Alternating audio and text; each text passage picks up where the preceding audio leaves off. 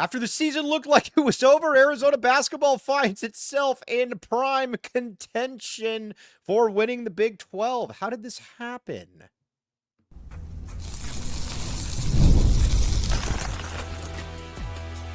You are Locked On Wildcats, your daily podcast on the Arizona Wildcats. Part of the Locked On Podcast Network, your team every day.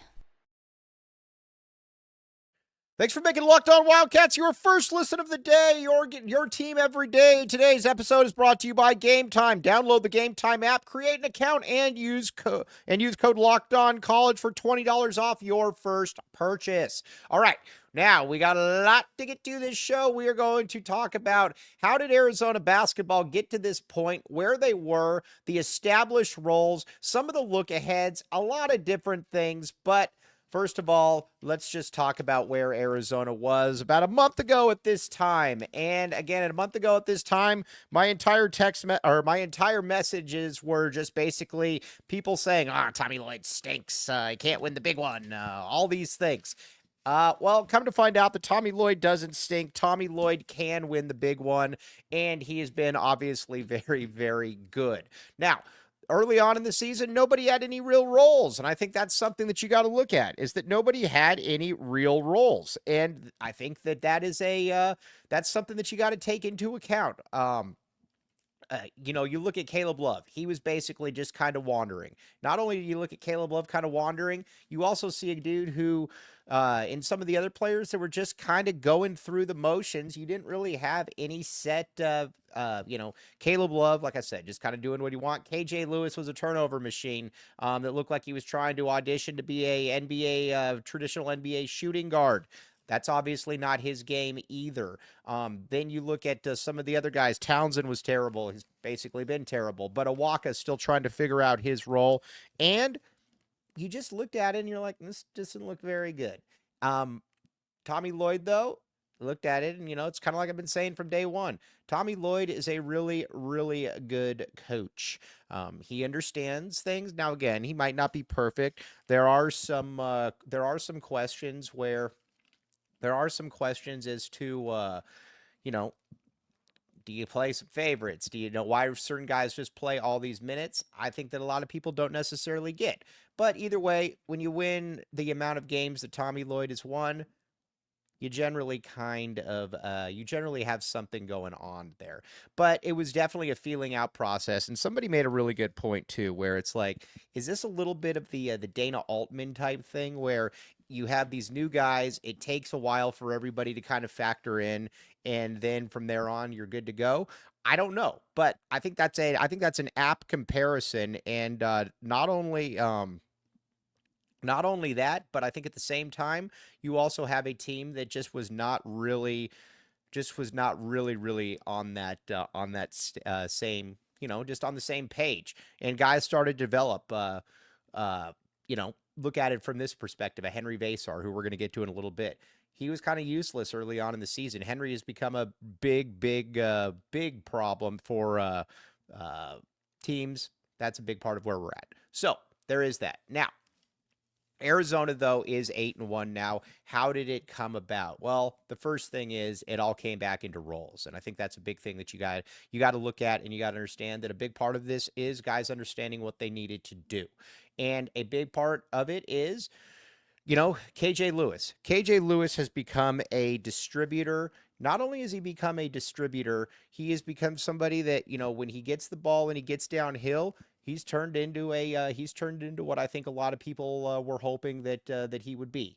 That, kind of that tertiary ball handler, that guy that can get into the paint, the guy that can make some different plays, all of that stuff. He's become a pretty good basketball player in that regard for what Arizona's trying to do. And I think you got to really tip your cap to him, because again, it wasn't necessarily the easiest thing in the world, because he came into the season with NBA hopes. I think with not only NBA hopes, but just kind of that feeling that, I'm going to be here one more year and then I'm going to be off to the NBA. And that didn't obviously necessarily happen in this manner, but either way, he's turned into a really good player. He's been kind of a game changer, and his idea about coming off the bench, That was good for Arizona. I mean, you know, a voluntarily coming off the bench. That's and that was good. Now, some of the other things too that I think that you look at, and Jaden Bradley. Listen, he's never going to be a traditional point guard. I think that's fairly fair to or fairly good to say. But at the same time, he's also someone who you watch him and he can do a lot of different things out on the basketball court for you that a lot of dudes just can't do. And the first thing that he can do is defensively, he is an absolute pest. And when I say he's a pest, he's somebody that he can, I mean, listen, he had 7 steals the previous game, and not 7 steals, but he's shooting in the passing lanes. He's getting in there. He's doing a lot of different things. And he's just kind of, like I said, he's kind of being he's just being that dude where he's just kind of that link. He's kind of that jack of all trades, and I think that's something that I think Arizona fans were really hoping that he would be, and he's turned into that. Again, he's not going to be your prototypical point guard. You got to understand that. But what does he do? What does he bring? And he brings a lot of really solid. He brings a lot of really solid avenues for himself, and he's made himself a much better player on the court. And I think that's something that. Yeah, I think that's something that you have to be able to do. And not only that, I think you have to be able to look at it and say to yourself, where is this right now? Where are you with with Jaden Bradley? Can you get him back next year? I hope so. But like I said, the Jamal Shed comparison I always thought was fairly apt, and I think it's been good. Now, Caleb Love. Listen, Caleb Love is going to be wildly inconsistent when it comes to shooting. I don't think that there's any doubt about that. That's just going to be the way that it is. And again, at the end of the day, you sign up for the good, you sign up for the bad. You got the entire Caleb Love experience against Iowa State, where he's 0 of 8 from 3-point line, whatever the case may be. And then he absolutely takes over in, he makes a miraculous shot. Then he takes over in overtime and just destroys the competition. That's kind of what Caleb Love does. But I'm glad Caleb Love's on the team. What I do like, though, is outside of a few games, Caleb has generally been. He has not been taking the terrible shots. Now, again, there's going to be some, but outside of the Texas Tech game, the shots are coming within the flow of the offense. I love when he gets to the paint a little bit more. He's been doing that, and I think that's a good thing. So, obviously, you've got that. Now, I think the big thing is going forward, where is Arizona now with Caleb Love? Because you need him to be an All-American. If he can be an All-American or something like that, then I think Arizona's going to be in pretty good shape, but you need him to be an All-American, and there's no reason why he can't be an All-American. I think he's shown that. I think that you're really hoping that that is kind of that breakout performance for Arizona, and if that's the case, then that's obviously a good thing for the Wildcats. Now, up front, Tobe Awaka has become an absolute monster. Another guy whose role is being established. Very strong, very physical, and what he's been able to do has just been nothing short of remarkable. You could make the case against Iowa State that he was the best player on the court. And if he wasn't, he was pretty much right there. I mean, he was really, really good. Not only was he really, really good, he was also just kind of the guy. He was just kind of a facilitator in that he was getting rebounds and he was getting extra possessions. And that's something that I think a lot of people just maybe you don't quite properly appreciate just how he's going about doing things. And that's what he's doing, is that he's going about doing things, I think, the right way. And it's showing up for the Wildcats in a big way. We will retire the Twins term. There will be no more Twins talk with Trey Townsend and Tobe Awaka, because they are drastically Tobe Awaka is just a drastically different player. But I do have to give Trey Townsend a little bit of credit on one thing, and that is that he's playing harder. I think at this stage in the game, Trey Townsend is just not going to be able to rebound. I don't know how he got the rebounds that he did against good teams last year, but he did. Either way, that's just not going to happen probably at Arizona. But he's playing harder, and I think that's the thing that you've got to give him credit for, is that he's playing harder. And if you're playing hard, then you're going to get a lot of the benefit of the doubt for me. The problem, though, is that in the past, he just hasn't played hard. And I think that's been a massive problem that's been hard to overlook and something that Arizona will not be able to. But first, FanDuel, my friends, FanDuel. Check out FanDuel. Here's the deal with FanDuel. As you know, Super Bowl 59 is here. One game, one team, endless possibilities. And there's no better way to make every play more exciting than with FanDuel Sportsbook. Okay, whether it's the first touchdown, calling the MVP, or even betting on the coin toss, FanDuel makes it easy to get in on the action. We live betting all game long. You can adjust your bets as the game unfolds and feel the thrill from kickoff to the final whistle. Download the app or head to FanDuel.com to get started. Bet just $5, and if you win, you'll score $200 in bonus bets. That's FanDuel.com. Bet with FanDuel, official partner of Super Bowl 59. Again, hop in on all this stuff. It's going to be a lot of fun, and it makes it more enjoyable when you got a little bit of skin in the game. Check out FanDuel.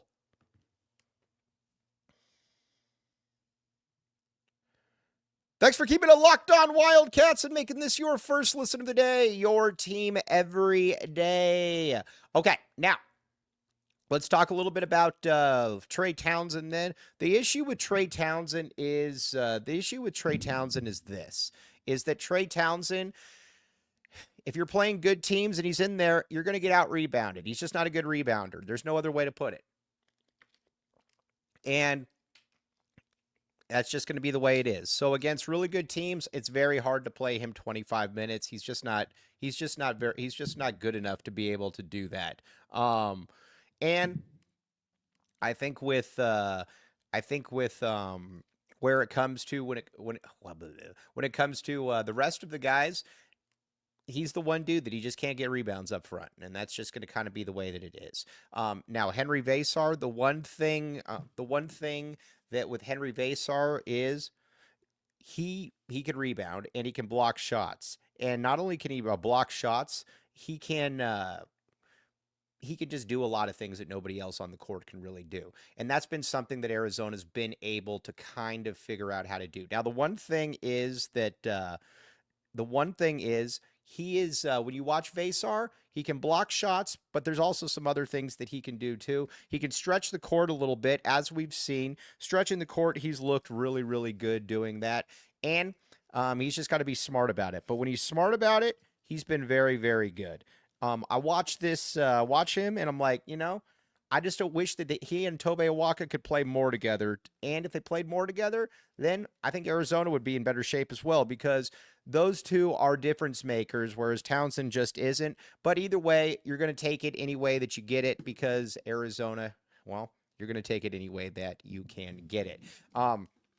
But Vasar been very good. Again, I think we probably got a little bit ahead of ourselves wondering, is Vasar in the NBA next year? No, he clearly needs a little bit of time, because there's games like against Texas Tech where he just kind of got pushed around. I get that. But Vasar, though, has turned out to be a pretty good player for Arizona. I just wish that they would put him out on the court a little bit more. Now, let's talk a little bit about Carter Bryant then. Carter Bryant's just smooth, man. There's no other way to put it. Carter Bryant's got to play 25 minutes per game, in my opinion, because, man, when he's shooting that three, when he's shooting it with confidence, that's pure. I mean, that's something that is going to project to the next level, and it's going to project to the next level in a big way. Carter's the man.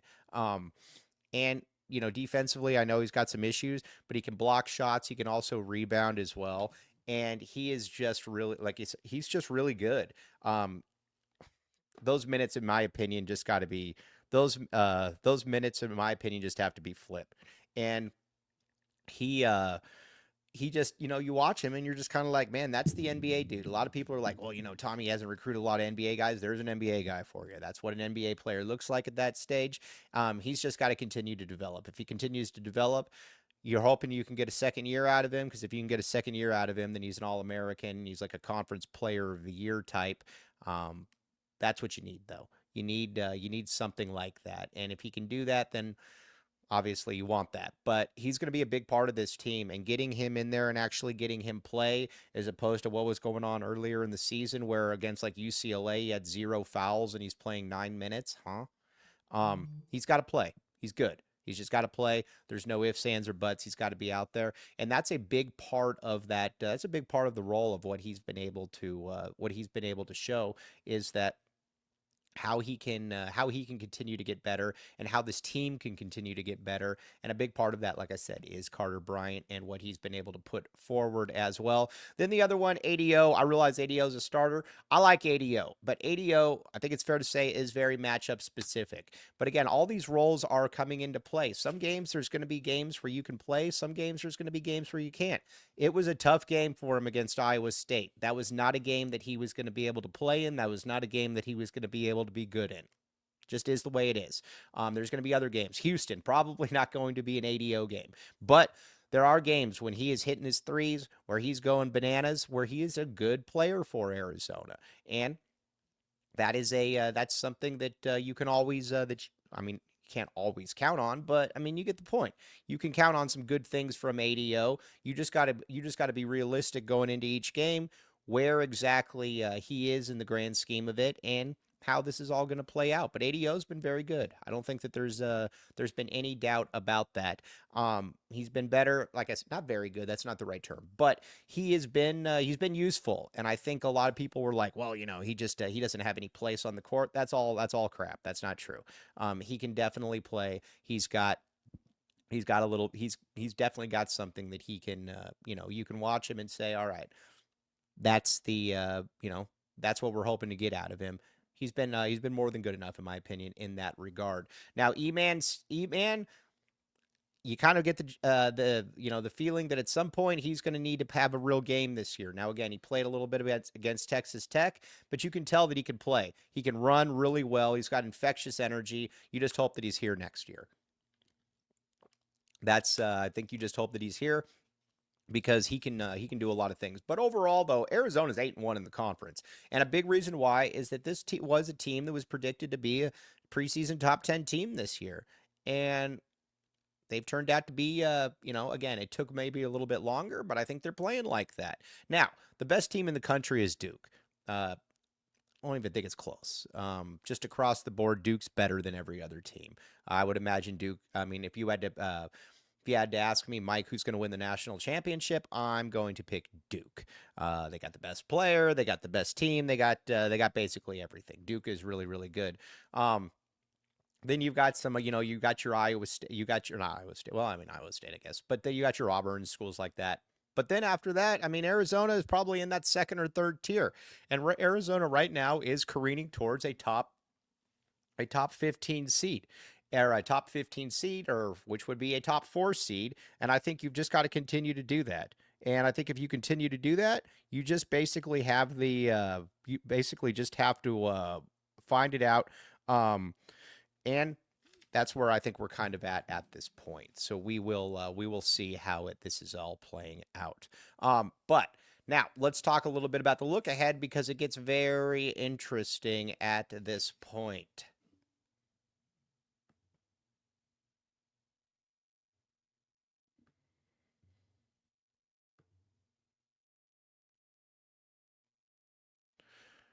All right, but now let's talk a little bit about where Arizona's in. You got some games coming up, ASU and BYU. You need Arizona. Arizona's got to be able to beat ASU, and because I think BYU is going to be the really tough game. BYU is a very difficult place to play. ASU's the game. They're the walking wounded. They're not a very good team. You've got dudes that just aren't very good. One thing that will be fun to talk about, all the people are like, Josan Sanon over Caleb Love. No. That's just the way it is. Caleb Love is a better basketball player, and Sanon barely even plays for ASU, and when he does, he hasn't been that good. Arizona's got to win this game, especially if Quaintance is out. I don't know what the deal is, but they've got the Jihad guy that's not bad. Turnover machine, but not bad. They've also got, like your Alston Masons are solid or whatever. But overall, this is a game that Arizona should win. Arizona's got better players. Arizona's significantly better coached. And I think you're going into this game saying that, this is a game that Arizona should be able to take care of business. Arizona's hitting its stride. ASU is doing its thing where it's just kind of not that good. So, you get that win, you go 9-1 on the season, and then at that stage, then I think you start looking at that BYU game, and you're like, can we steal that game? Because then you're 10-1. And I think the goal always going into the year is like we talked about, hold serve at home and then split on the road. You got some road games coming up. They're going to be very difficult. Now, I don't think Kansas is that good, but it's still in Fog Allen. I get all of that. Also, I don't think that, Iowa State's obviously really, really good. I don't expect Arizona to win that game. I expect that to probably be a very tough game for Arizona. And then you got Houston obviously coming here. There's going to be some games that, are going to be very, very difficult for Arizona to win. So you got to be able to take care of that. So that's why you've also got to be able to win the games that you can. ASU is one of those. They basically got 6 scholarship players at this stage. And, again, if Quaintance doesn't play, then you really got to win that game. I don't care if you're playing in Wells Fargo or wherever it is. I don't care if you're playing in I don't care if you're, or whatever it is, or financial. I can't remember which one it is. But I don't care where you're playing. You've got to be able to beat that team, and you can continue to push that up. Now, looking around the rest of the Big 12, then, I think Houston and Iowa State are the best teams. I think that's fairly clear. Listen, Iowa State is on a neutral court. I think they're just a little bit better than Arizona. They're also missing one of their better players. So you got to factor in that as well. Houston, obviously, I think is probably the class, but Houston's also had a lot of really close games. Kansas kind of stinks. I didn't really see that one being the case, but Kansas kind of stinks. Baylor, talented, just not that good. So Arizona, I think right now is at the worst, the third best team in the Big 12. And I don't know that it's necessarily anywhere.